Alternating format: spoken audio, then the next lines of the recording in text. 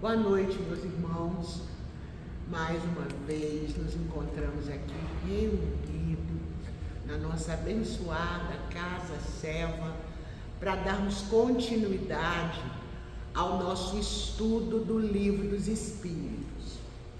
Nos últimos encontros, não é? Nós entramos no capítulo 2 do Livro dos Espíritos, o capítulo que fala sobre os espíritos, sobre a nossa vida pós-desencarne. E ali nós vimos a escala espírita, não é? O que era a escala espírita? É aquela tabela, né, feita pelo Allan Kardec, da gradação dos espíritos desencarnados, da divisão das ordens dos espíritos, da divisão hierárquica, né, dos espíritos. E nós vimos também que existem 3 ordens, né? A primeira, mais inferior espiritualmente falando, são os espíritos imperfeitos, que tem lá várias subdivisões que a gente estudou também no nosso último encontro, né? Então hoje nós estamos ainda dentro do item diferentes ordens dos espíritos, mas vamos falar hoje da segunda ordem, que são os espíritos bons, e da primeira ordem, que são os espíritos puros ou superiores, né? Então, a segunda ordem, que trata dos espíritos bons, vai da questão 107 à questão 111 do Livro dos Espíritos. Interessante a gente ver, conforme já falamos nos nossos encontros anteriores, que esta parte aqui, onde estamos tratando da escala espírita e da ordem dos espíritos, não é propriamente composta de perguntas e respostas. Cada pergunta aqui, que nós não vamos chamar de pergunta, nós vamos chamar de subitem, traz uma explicação. Não há pergunta e não há resposta, certo? Então, o subitem 107, entrando aqui já no estudo dos espíritos bons, no subitem 107 nós temos aqui as características gerais dos espíritos bons. O que predomina entre os espíritos bons? O espírito predomina sobre a matéria. Eles têm o desejo do bem, as qualidades, os poderes que eles têm para o bem estão assim, na relação com o grau de adiantamento que eles tenham alcançado, né? Alguns têm a ciência, outros a sabedoria e outros a bondade.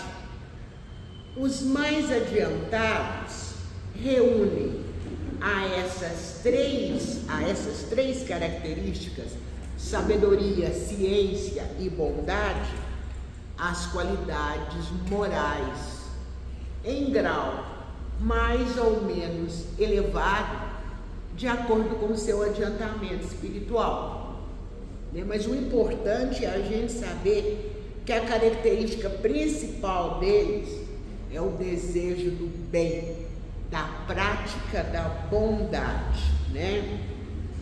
Esses espíritos, entretanto, eles não estão totalmente desmaterializados, não.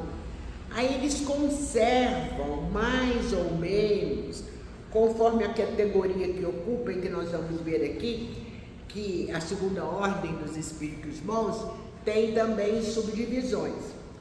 Então, conforme a categoria que eles ocupem, eles nos mostram traços da sua última existência corporal, usam a linguagem que usavam nessa última existência corporal e até os hábitos que eles tinham enquanto encarnados, muitas vezes eles costumam levar para a pátria espiritual, né? E nesses hábitos, muitas vezes a gente consegue perceber até algumas manias que eles tinham enquanto encarnados. As pessoas que os conheceram enquanto encarnados rapidamente sabem que eles olha o hábito dele, a mania que ele tinha. Por quê? Porque eles ainda não estão totalmente desligados da vida terrena, certo? Porque se eles não tivessem isso ainda, não estariam nessa categoria, na segunda ordem de espíritos bons, né? Já seriam espíritos perfeitos, né? Agora, outra coisa importante a respeito dos espíritos bons, além de que predomina neles o desejo do bem, é que todos ainda têm que passar por provas, por novas reencarnações. Para quê? Para cumprir a evolução espiritual, que é o objetivo de todos nós, encarnados e desencarnados.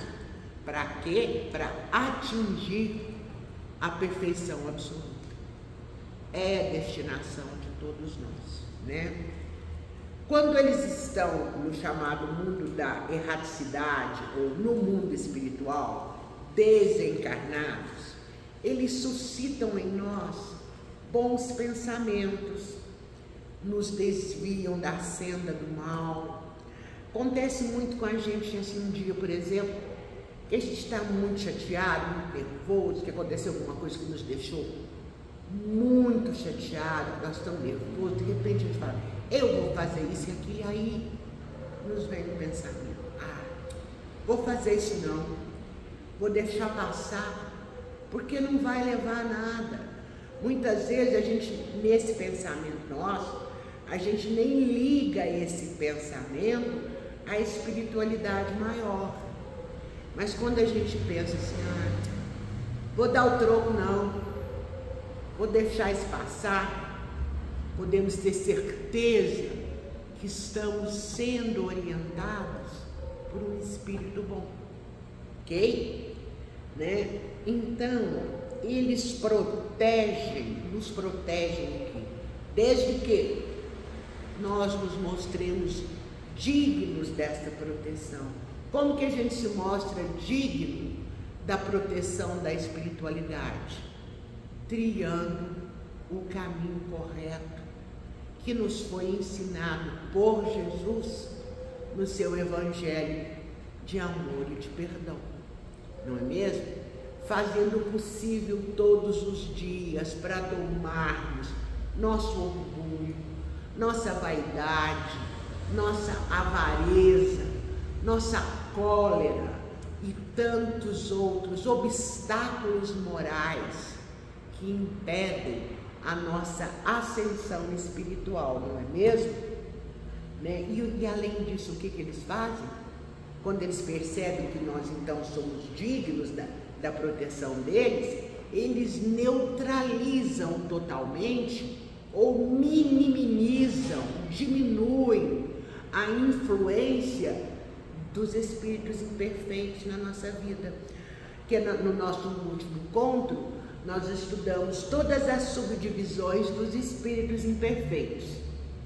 E sabemos que tem aqueles brincalhões, tem aqueles que são preguiçosos, chamados de neutros, mas existem aqueles que realmente se comprazem no mal e que atuam na nossa vida se nós dermos a eles espaço para isso, não é? Então, os espíritos bons, além de tutelarem a nossa vida, se perceberem que somos dignos dessa tutela pelo que nós acabamos de explicar aqui, também minimizam essas influências dos nossos irmãozinhos imperfeitos, que estão lá na terceira ordem, da escala espírita, né? Isso quando eles estão desencarnados. Quando eles estão encarnados, gente, eles são bondosos, são benevolentes com todas as pessoas, com todos os seus semelhantes. Eles não têm orgulho, nem egoísmo, nem ambição, e não experimentam ódio, inveja, ciúme, e fazem o bem por quê? Sabe por quê? Não para ostentar, para mostrar para os outros, não. Fazem o bem pelo prazer de fazer o bem. Todos nós, acredito que conhecemos espíritos encarnados assim. Aquelas pessoas que se preocupam com todos, sem ostentação nenhuma, não é? Aquelas pessoas que só de estarmos perto delas, a gente já se sente melhor, não é verdade? Então, podemos ter certeza que as pessoas com essas características que convivem conosco são espíritos bons, ok? Os espíritos bons, assim como os espíritos imperfeitos, também se dividem em subgrupos. E aqui, o item 108, né, que nós falamos que essa parte do estudo do Livro dos Espíritos não se compõe de perguntas e respostas, mas sim de explicações. Então vem aqui o subitem 108, onde começa a divisão dos espíritos bons. Então eles são divididos em 4 grupos principais.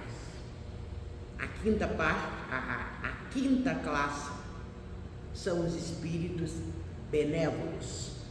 A 4ª classe, os espíritos de ciência, né? A 3ª classe, os espíritos de sabedoria, e a 2ª classe, os espíritos superiores.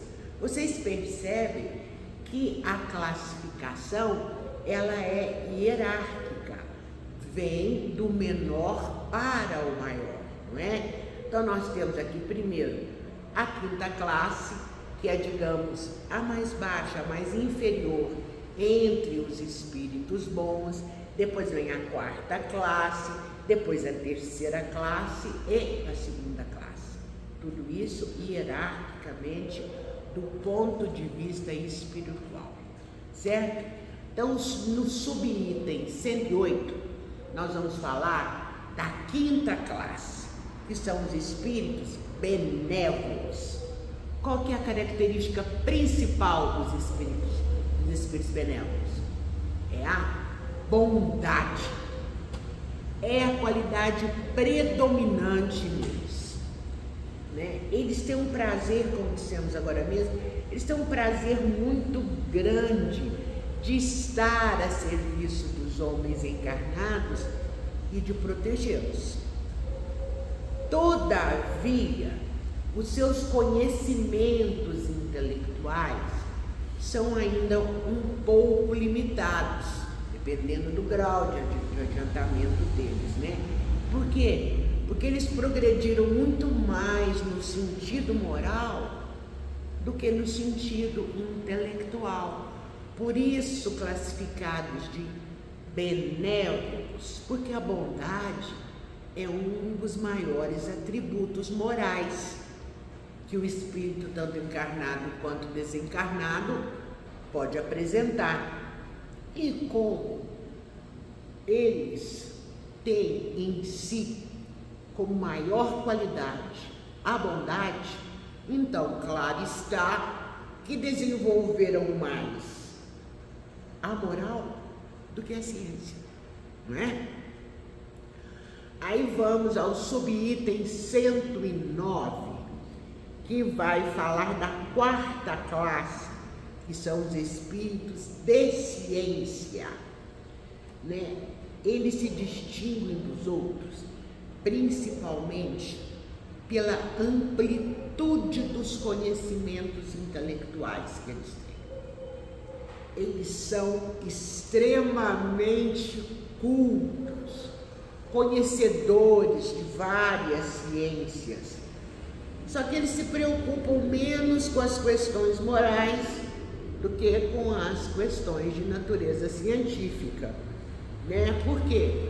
Porque eles têm uma aptidão maior voltada para o estudo da ciência do que para o estudo e a prática da moral. Não estamos dizendo com isso que são espíritos que não têm uma moral boa, não, porque se não tivesse, não estariam na segunda ordem de espíritos bons.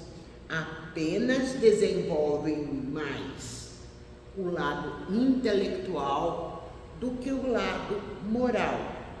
Mas tem uma coisa muito importante a favor deles: eles só encaram a ciência do ponto de vista da utilidade dela, da utilidade para melhorar a vida dos homens na Terra, e nunca, jamais são dominados por quaisquer paixões que são próprias dos espíritos imperfeitos.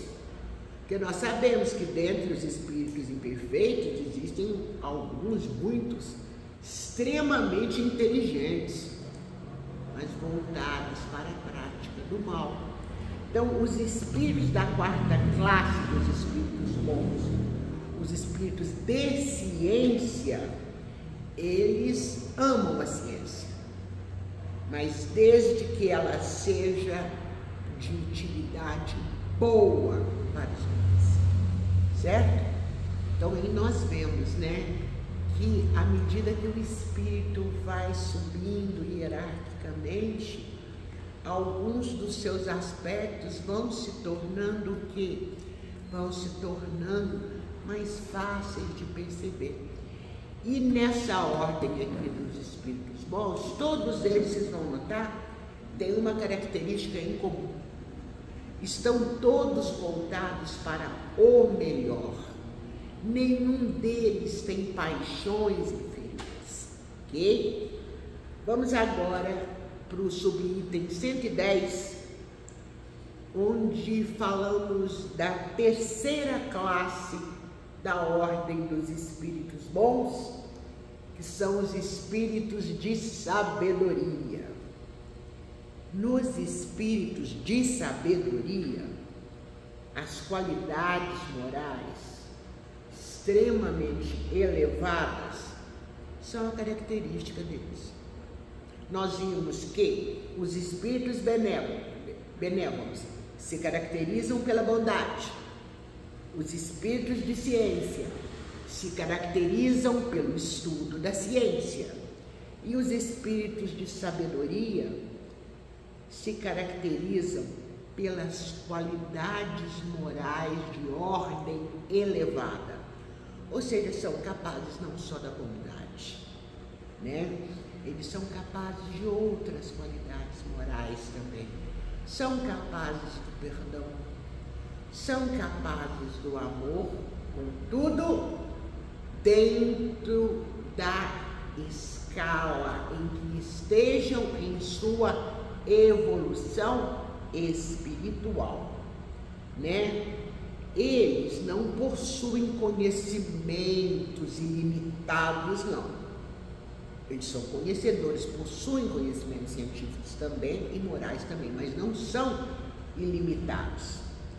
Apesar de não possuírem a mesma gradação de conhecimento dos espíritos da ciência, eles são dotados de uma capacidade intelectual que lhes dá como fazer um juízo, entender os homens e as coisas da Terra,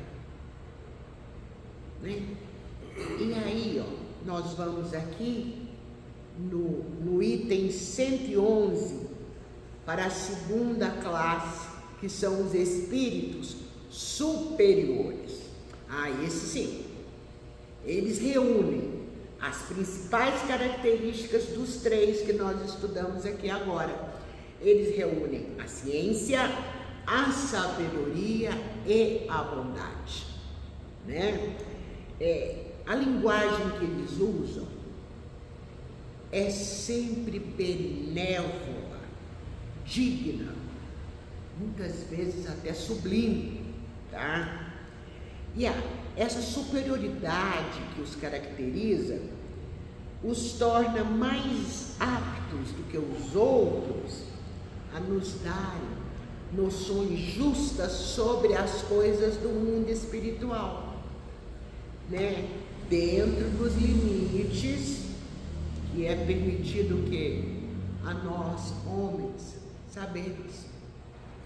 Porque não nos é permitido saber tudo, né? Nós temos conhecimento disso. O próprio livro dos Espíritos, lá no começo, nos fala sobre isso, né? Que no nosso estágio de evolução não nos é permitido tudo sabermos e não temos necessidade disso nesse momento também. Eles sabem, os espíritos superiores sabem e nos orientam e nos informam de acordo com o que podemos saber, né? E se comunicam com maior boa vontade, com maior amor.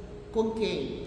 Com aqueles que os procuram de boa fé, que procuram a verdade, e aqueles dentre nós que possuem a alma já um pouco desprendida das ligações terrenas, porque só assim nós vamos ter oportunidade de compreendermos com mais profundidade as verdades espirituais. Eu falo assim, Valéria, mas por quê? A gente estuda, a gente entende? Gente, estudo é uma coisa, compreensão é outra. Para que possamos verdadeiramente compreender a doutrina espírita cristã e o mundo espiritual, além do conhecimento, nós precisamos, vou usar aqui uma expressão bem muito boa, nós precisamos adestrar a nossa vidinha, o nosso espírito e a nossa alma, para que possamos conhecer de verdade as verdades espirituais. Isso demanda não apenas intelectualidade, não. Demanda também moral, não é? E eles se afastam totalmente daqueles que só os procuram por curiosidade, que isso acontece demais, né? A gente tem curiosidade, vou lá saber, para ver como é que é. Eles não se aproximam desse tipo de pessoa movida pela curiosidade, não, né? Então, o que acontece? Eles vão se afastar dos curiosos e também daqueles que, por influência da matéria, se desviam da prática do bem. Não é do interesse deles, certo? Porque a gente estava vendo outro dia aqui, terça-feira, aqui no centro, quando a gente falou sobre a parábola do semeador, né? Nós vimos lá que Jesus contando a parábola, diz que algumas sementes caíram ao longo do caminho e se perderam. Essas sementinhas lá da parábola somos nós, são os espíritos encarnados. Então, quais são os espíritos que se perdem? Aqueles que se afastam da prática do bem. Não é isso? Então tá.